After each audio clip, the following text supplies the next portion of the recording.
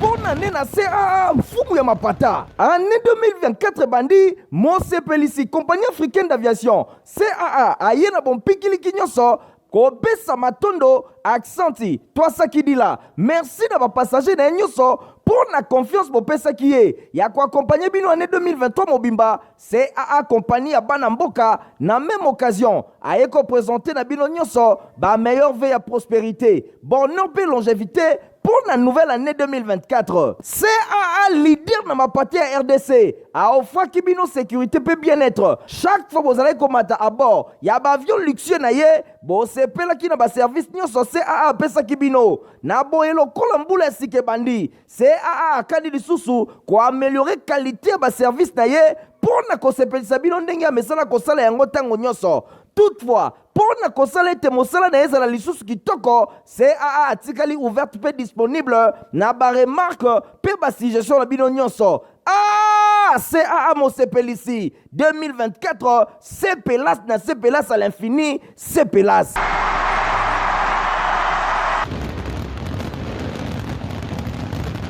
Merci à la télévision, pour la journal et un peu pour le peuple. Merci, na fidélité pour confiance au continent na journal na binoto pour la journal pour notre informateur honorable Augustin Kabouya ya clôtura qui mosala nae mokola lundi 26 février ndé akenda ki kopé sa rapport nae et pas ya chef de l'état Félix Antoine Tshisekedi Tshilombo na cité ya Union africaine héritier mapinde Stéphane Skane va pesino ba de terre. Nassime Kosilisa, avec succès, mission constitutionnelle y'a identifié majorité parlementaire honorable Augustin Kabouya a mimoni ba confié Moussala Moussousou et paye à président de la République ba PCA mission yami balé ezali mission moko spéciale y'a costa landengenini koluka ba élément oyo structuré ko faciliter composition y'a nouveau gouvernement. Pour Nakoloba solo chef de l'État, son excellence Félix Antoine Tshisekedi Tshilombo a renouvelé confiance naye et pas y informateur naye Augustin Kabouya oyo asalaki déplacement ya cité ya Union africaine lundi 26 février 2024 pour nako déposer rapport final ya identification ya majorité na Assemblée nationale na suka ya masoloto na suka ya audience na bango informateur alobaki boye liboso ba panzi sango chef de l'État atali rapport nae pe amonike oyo amemi lokola résultat ezali malamu na kati wana tozali kolobela nombre ya ba député oyo to identifier ezali bongo disponible na tina wana essentiel ezali to atteindre majorité pe na koki ko kende musika ndenge Augustin Kabouya alobi sans kosala ba commentaire ebelete ezali première fois na histoire ya République démocratique du Congo régime aïba na ko atteindre chiffre wana chef de l'État asengi nanga na continuer le sous mission ezali bongo yé en tant que garant ya bon fonctionnement des institutions à Monique oyo na sali ezali correct surtout rapport na timing moko ya malonga et sengeli bosimba que selon ben discrétion mususu nouvelle majorité et koki ko compter tina sikoyo environ 450 parlementaires. Nangambo mosusu bosimbake honorable Modeste Bati Lukweboye a pesa ki au revoir kuna na Sénat mokolo ya lundi 26 février pa wapi a remettre ki ba véhicule na ye o tango azala ki na fonction bolanda reportage au héritier mopine asala lebino président du Sénat ainsi qu'a fait votre séance de jour. Honorable Modeste Bati Lukwebo, président sortant ya Sénat, a pesaki au revoir et pas yaba membre ya Sénat. Bosimbake honorable Modeste Bati Lukwebo, nasima ya kotika e bonga na ye pona kopona siège mususu na Assemblée nationale. Mokolo ya lundi 26 février, azalaki liboso ya ba membre ya bureau, tope ya administration ya Sénat, pona ko déposer makambo nyonso oyo ye azalaki na yango. Ezalaki mingi charroi automobile, oyo honorable Modeste Bati Lukwebo abandaki ko utiliser. Atiki yango epai ya secrétaire général ya administration ya Sénat Bosimbake honorable Modeste Bati Lukwebo asalaki inventaire ya ba bien nyonso surtout charroi automobile oyo ye atiki boeli boso ya secrétaire général ya Sénat masolo elekaki vraiment kitoko honorable Modeste Bahati Lukwebo auti ko diriger Sénat na ndenge ya malamu kutu mikolo eleki tumonaki ndenge personnel bapesaki ye au revoir pe ndenge batondisamaki na esengo mpona kofélicite par rapport ya mosala oyo ye auti kosala na nsima ya kozala élu lokola député na baélection ya le 20 décembre 2023 honorable Modeste Bahati Lukwebo azalaki élu député pe aponi kosiéger na chambre basse ya parlement nde mokolo ya lundi ezalaki lokola mokolo ya suka mpona présence na ye na chambre haute ya parlement kotika biloko nyonso oyo ye abandaki koutiliser pona kolobake na pesi Sénat Mukongo na poni kosiéger désormais na Assemblée nationale soki na koki kozonga ezali volonté ya Nzambe ndenge Modeste Bahati Lukwebo atalisaki na sima ya masolo na ye kala mingi te ba élection ya ba gouverneur na ba vice gouverneur ekosalema awa na ba différents province ya République démocratique du Congo info lingala journal ya peuple mekiko lobela bino qualité na ba oyo esengeli bazala ba gouverneur reportage kala mingi te élection ya ba gouverneur na ba vice gouverneur ekosalema na ba différentes provinces ya République démocratique du Congo ba candidature ezali déjà déposée na ba niveau ya ba antenne ya CENI et pas wapi même ba regroupement pe ba parti politique ba tractation ya ndenge na ndenge ezali déjà kosalema kasi na expérience ebele oyo euti koleka na ba province ya République démocratique du Congo ba tractation oyo ememaka eloko moko vraiment ya malonga te pamba te ba candidat ebele ba bima ba gouverneur tozali komona ba bilan na bango ezali toujours négatif voire même ba gouverneur elongo na ba assemblée provinciale boyokani vraiment ezalaka te tango nyonso ba ko destituer gouverneur balobi pona incompétence bilan négatif pe ba résultat ya malonga ezali komona te et koma kaka guerre entre ba assemblée provinciale et longo na gouverneur to exécutif provincial nyonso wana ezali kotalisake même na niveau ya ba casting na ba regroupement politique to ba parti politique et ça les makamala muté kasi siko lokola ba tractation et si ebandi déjà tozali ko senga na ba parti politique to ba regroupement politique ba pona ba bazali compétent pona ko diriger ba province ya République démocratique du Congo sokité développement ya malonga et kozala te na niveau ya ba province pamba te mingi ba welaka kasi tango akomi esika wana azali capable ya kolakisa eloko te ba gouverneur ebele pe bazali kolela rétrocession na niveau ya l'état et salimaka vraiment ya malonga te yango wana ifrinaka musana bango na niveau ya ba province nde tozali kosenga na ba responsable ba parti politique oyo basalaka casting bapona batu ya malonga pona ko diriger ba province afin que résultat ezala malamu tobeta bongo masolo ba fait le société pour nous samno que congolais moko aza bongo nouveau propriétaire na parcelle moko ezami bongo na avenir lenge saye atindaki weekend leki bana ya quartier ba buka ba soutenance oyo l'état congolais a uta kotonga nde na tina wana reportage ya info lingala ba kitaki sur place reportage Stéphane Skande ba image oyo bozali komona kotambola na ba réseaux sociaux ezali ba image vrai ezala kibongo weekend eleki mwana mboka moko congolais nouveau propriétaire ya lopango oyo esika bazali kobuka na commune ya Makala yende ko oyo a se permettre kobuka grande partie ya mire ya soutenance ya oyo batonga na avenue Elengesa na commune ya Makala ba patriote ba nzinga oyo ba monaki nde ba salaki vidéo oyo pe ba panzi yango bisika na bisika e komaki kotambola ba téléphone ti e yaki na téléphone ya premier citoyen ya ville Gentini Ngobilambaka a komaki wana sur place pour na ko se rendre compte na situation azalaki réussi et pas ya ba notable ya coin oyo ya balabala ye apesaki ye ba détail ya situation nyonso nzokande ndeko oyo azwaki autorisation ya kobuka et pas ya commandant ya la police ya sociat ya la police oyo ezwami pene ya parcelle na ye commandant oyo akenda sango babenga kaye 12 yende azali na origine ya ba destruction méchante oyo population bazali ko bénéficier na route Elengesa ba profitaki na occasion pour na ko dénoncer misala ya mabe oyo commandant 12 azali kosala yende azalaka à la base ya ba tracasserie ya population ya coin oyo sur place gouverneur ya ville ya Kinshasa Gentini Ngobilambaka a pesaki ordre pour na interpellation ya commandant 12 ezalaki esengo makasi pe soulagement pour na population ya Makala boyo kabino moko ndenge balobi na micro ya Info Lingala C'est bien que c'est biso école yo to tanga a. Bana biso ba tanga a. Mais to lani to la muki, to mo na ka un individu moko amuki esika o. Comment il y a ko buka mota ke yé mutumbe. Mzela oza chef l'été salmia ko buka ondenga ndi. Take mi la police eza. Comment papa wana ko ya to na ba to buka. C'est la fois été repélé, bah je te bonani. C'est ça. Zo buka o. Ligamnini na biso. Ana posa nzela o yebeba. Ana posa biso ba makato zo na souffrance. OK prince. Et faut la ba porte.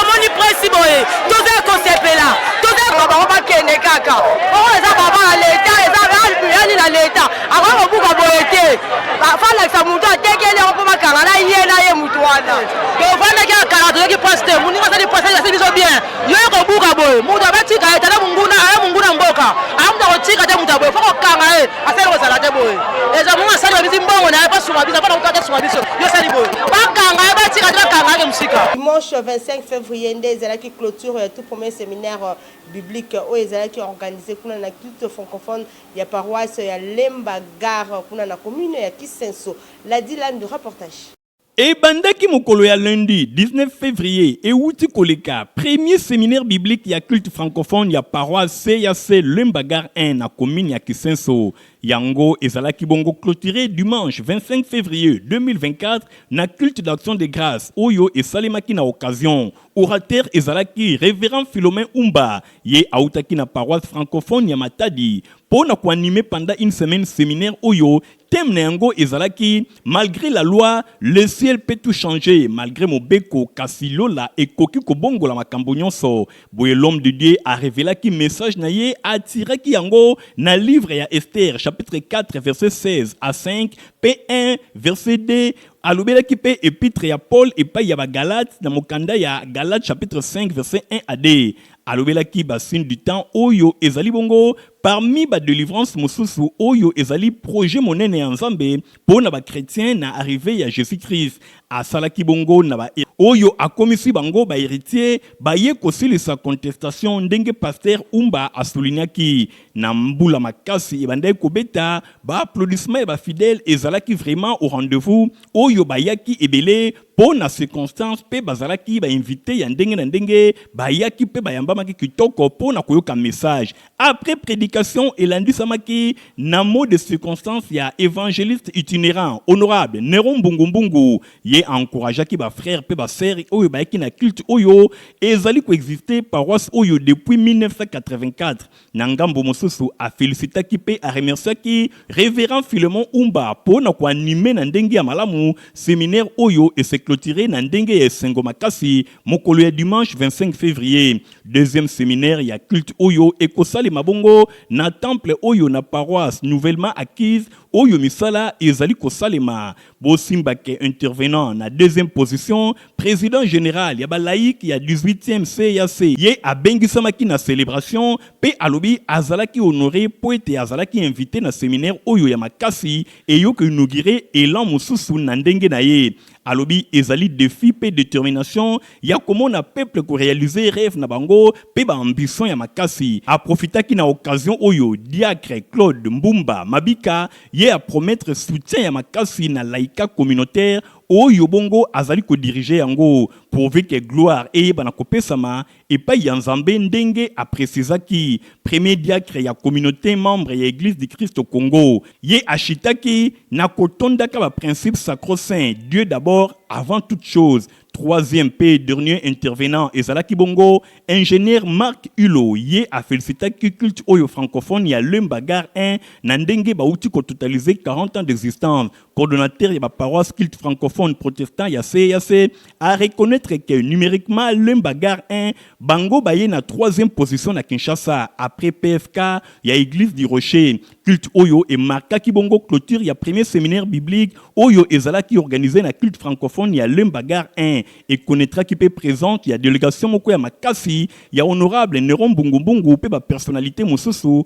oyo basukisaki nyonso na prière ya révérend Jean Lelo où azali coordonnateur ya district ecclésiastique Kin Central pe pasteur titulaire ya paroisse oyo tuti kotangela bino na micro ya Info Lingala boyo ka ba pasteur ndenge balobaki attaque lubeko ezali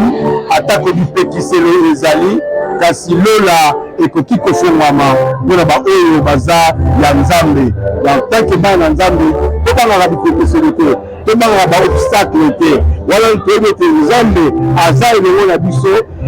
elonga mpe eza na ngambo na biso. Bibelongolo tozala awa nalemba gare autour ya mama ya likambo tobengi atako mobeko ezali lola ekoki kofungwama na ntina ete esala biso bolamu mpe makambo ebongwana. Tomonaki yango na nzela ya Esther mpe Mardoche, makambo oyelaki bango kasi na ngolo ya nzambe balongaki. Donc toyebisi bato bilakeli mabe mpe makambo ndenge na ndenge kokosalema kasi soki kondima ezali lola eza kofungwama. Kaka na masolo etali fait de société ki port e kabola quartier Kayolo na Kimbantseki kuna na Njili quartier 11 eza ya kobeba makasi population aza konyo koma Yannick Musiteke héritier mapine ba détail. Population avandi na quartier Kayolo na commune ya Kimbantseki elongo na oyo bavandi na Njili quartier 11 pont oyo bozali komona yangonde eservaka bango po na kosala ba navette de part et d'autre kasi etana yango ezali vraiment malamu te. Bino moko botala awa moto akoki kokatisa ndenge nini même bana oyo balukaka nzela yango po na kokende kelasi ezalaka vraiment danger. Etana yango ezali kosenga babongisa yango batonga pont moko ya kitoko oyo ekoki koservir population na ndenge ya malamu. Pamba te ba risque ya boye botala bino moko bato ndenge bazali kokatisa na keba na passage ba reporter ya Info Lingala journal ya Peuple boka population ndenge alobi. Babongisa siko yo bonga. Eza ligne principale ko kende ko longwa ko to so ke tinjili mbala mako so batu bacha prince bako chape prince to ke mo mutu ka peto so matame tala ndenge to so taboye moye ko lobeza te papa tatu zo tambula samba saki mawa bachela biso pont ya sika nzambe apambula oyo akokanisila biso makanisa ndenge wana abongisila biso place oyo papa tozana souffrance adona ngambo njili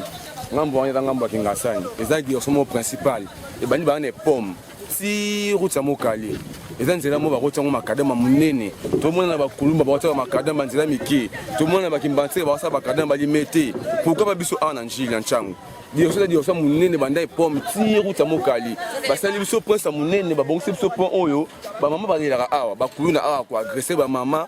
tina moi tina butu tala pont tala nzela mukebo moi ko balekeza te. Tobansi ke ba autorité pe bato nyonso ya bonne volonté ba koki kosunga population ya quartier Kayolo na commune ya Kimbantseki pe ya Njili quartier 11 po na kobongisa pont oyo enfin ke et permettre bango ba katisaka esika na esika na ndenge ya malamu population abika atako bika po ba risque ya boye ezali malamu te moto akoki kokweya na esika oyo na biloko na ye oyo akoki komema ekozala malamu te. Population baza konyo kama na kambo etali mai surtout bandeko bavandi bongo na quartier Mayenge na Sakombi kuna na commune ya Kimbantseki. Reportage. En plein 21e siècle, ezana bakwa misusu ya ville ya Kinshasa na capitale ya République démocratique du Congo, babosana bango bambule ebele na makambo etali mai. Kaya quartier Sakombi na Mayenge na commune ya Kimbantseki esengeli kosimba ke basalelaka kaka ba mai ya libulu tope mai ya forage yango esungaka population ya coin wana pona certains besoins ménagers. Esengeli kotelisa pe ke ezali manque ya volonté ya ko résoudre ba problème oyo ya première nécessité. Na yango vie sociale ya quartier Sakombi pe Mayenge za malamu te, esengeli ba autorité batala vraiment kana bango po vi baza komene eza pasi pe mawa. Penda ezo pena ba pompe ezate ba pompe za pena kuna na se côté ya pont kuna. Mais biso koto to mila mai mabulu donc mai moko kaka ya bongo kaka to ka mai mabulu bana bazomela kaka bongo emsubo chekis donc ça peut permettre te année 2024 pena président sala biso pela quelque chose ko se biso pompe da quartier o sa ko di biso to sepela makasi ba condition to usina na 2023 o to na 2024 to na posa développement ekota. De la même manière bazana problème ya o etali mai to constater lisusu pe absence ya ba câble de transmission de l'électricité na ba kwa ya quartier Mayenge pe Sakombi. Tengina ba konza mboka en principe mboka batu bazali peuple azonyo kwama ba bongisila biso makambo etali courant po ekoma lelo courant epeli lobi courant ezate en défaut bokoya ko courant retard ba 23h courant ye okepte pe bokola ka bongo sans courant bakonzi mboka batalela biso likambo ya courant oyo. Population ils se plaindre na insécurité ou ils se battre plein à cause il y a manque d'électricité yango ils favoriser ba criminalité. Compagnie africaine d'aviation CAA na poussé pour l'année 2024 à présenter ba vœux de meilleur na ba clients na Ignace. Bonne année na CAA mfumu ya mapata. Année 2024 bandi Mose Pelisi compagnie africaine d'aviation CAA aye na bon pikili kinyoso kopesa matondo accenti twasa kidila. Merci na ba passager na nyoso pour la confiance bopesa kiye ya ko accompagner bino année 2023 mobimba CAA compagnie ya bana mboka na même occasion aye ko présenter na bino nyoso ba meilleur veille à prospérité bonheur et longévité pour la nouvelle année 2024. CAA leader dans ma partie à RDC. A offre kibino sécurité peut bien-être. Chaque fois vous allez commander à bord, il y a un avion luxueux naie, bon c'est pela qui n'a pas service ni so CAA pesa kibino. Na boyelo kolambula sike bandi. CAA kadi lisusu ko améliorer qualité ba service naie pour na ko sepelisa bino ndenge ya mesala ko sala yango tango nyoso. Toutefois, pour na kosala ete mosala na ezala lisusu kitoko, CAA atikali ouverte pe disponible na ba remarque pe ba suggestion na bino nyonso. CAA Mose Pelisi 2024, c'est Pelas na c'est Pelas à l'infini, c'est Pelas.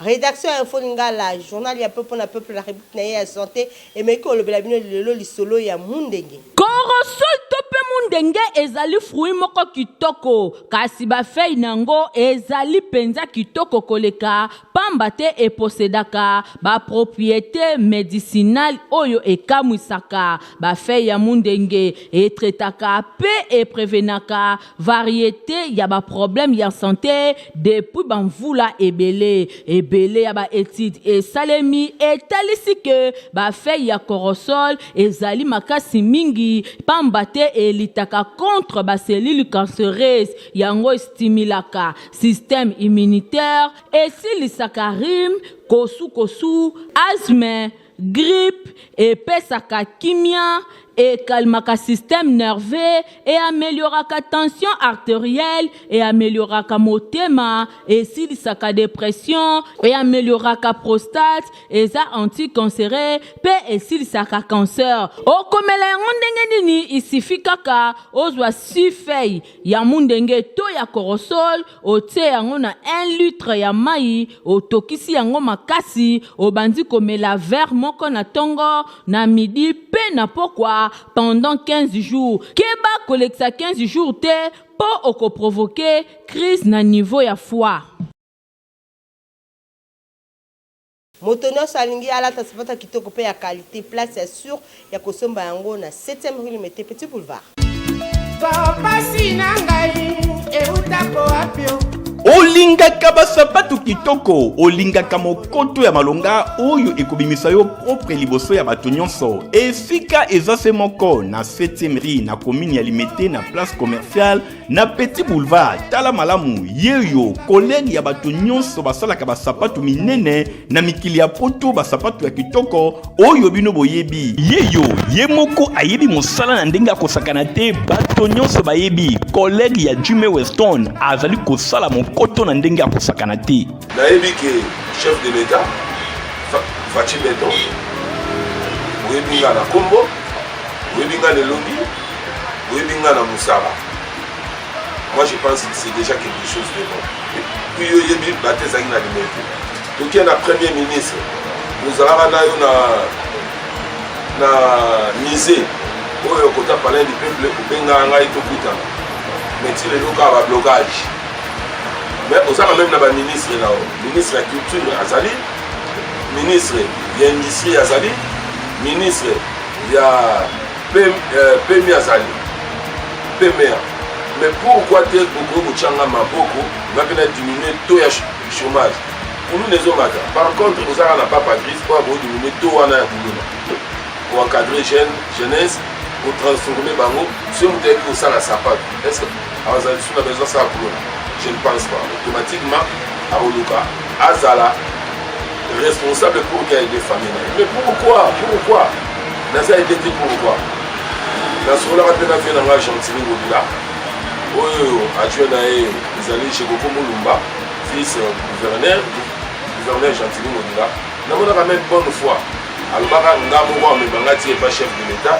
napesa ye mokoto bo nayebi ke makambo ya politique mpe mwa makambo ebele mais efeki bonne foi oyo baautorité mosusu mpe baza nango moi je pense que bosala effort eza devoir na bino nga devoir na nga na sali soki tembe boya na 7e rue place commerciale na petit boulevard place baartiste wana mpe mosusu omonaka basaka babiloko bakekele okomona ana la présence de la salle naza bien organisé nasala mikanda nyonso oyo ekosenga l'état lobi mpe tosoutenir yo yango na bimisi mais balingi kosoutenir nga te bon je comprends ntango client nyonso akotaka awa oyoka yango papapiesmawa mboka biso mama te po basoutenir yo il faut simba science mais nga na simba science na vi nanga te donc chaussure ya awa ozala kosala fete olia bato nyonso na fete nataka pesa awa ozala oza na mariage lata awa oza na sapato ya monene lokolokola ilki yaka na odimini yango koma lokwa yemoro ekoka yo oza na oyo lokwa yemoro olingi koma boliki lokola ilki yaka na osala ngo nasaka réparation nasaka fabrication donc nayebi mosala oyo comme il se doit otaki bate eza te oyoki adresse eza se moko na 7e rue Petit Boulevard na commune ya Limete epai wapi bachaussure basandale bamapapa ezali kosalema na ndenge ya kosakana te soki okoti awa obosani Italie libela bozalaki ebele mpona kolanda info lingala na journal ya peuple na peuple soki bosepelaki nokusa merci na Igor Ntingi azalaki na nsima ya caméra héritier mapindemi ya superviseur du journal au montage esimamaki epai ya Christian Kengebeni. Bonne année na CAA mfumu ya mapata. Année 2024 bandi Mose Pelisi compagnie africaine d'aviation CAA aye na bon pikili kinyoso kopesa matondo accenti twasaki dila merci na passager na nyoso pour la confiance bopesa kiye ya ko accompagner bino année 2023 mobimba CAA compagnie ya bana mboka na même occasion aye ko présenter na bino nyoso ba meilleur veille à prospérité bonheur et longévité pour la nouvelle année 2024. CAA leader dans ma partie à RDC. A offert kibino sécurité peut bien-être. Chaque fois que vous allez commander à bord, il y a un avion luxueux naye, bon c'est pela qui n'a pas service ni so CAA pesa kibino. Na bo elo kolambula sike bandi. CAA kadi lisusu ko améliorer qualité ba service naye pour na ko sepelisa bino ndenge mesala ko sala yango tango nyoso. Toutefois, pour na kosala ete mosala na ezala lisusu kitoko, CAA atikali ouverte pe disponible na ba remarque pe ba suggestion na bino nyonso. Ah, CAA Mosepelisi 2024, c'est pélas na c'est pélas à l'infini, c'est pélas.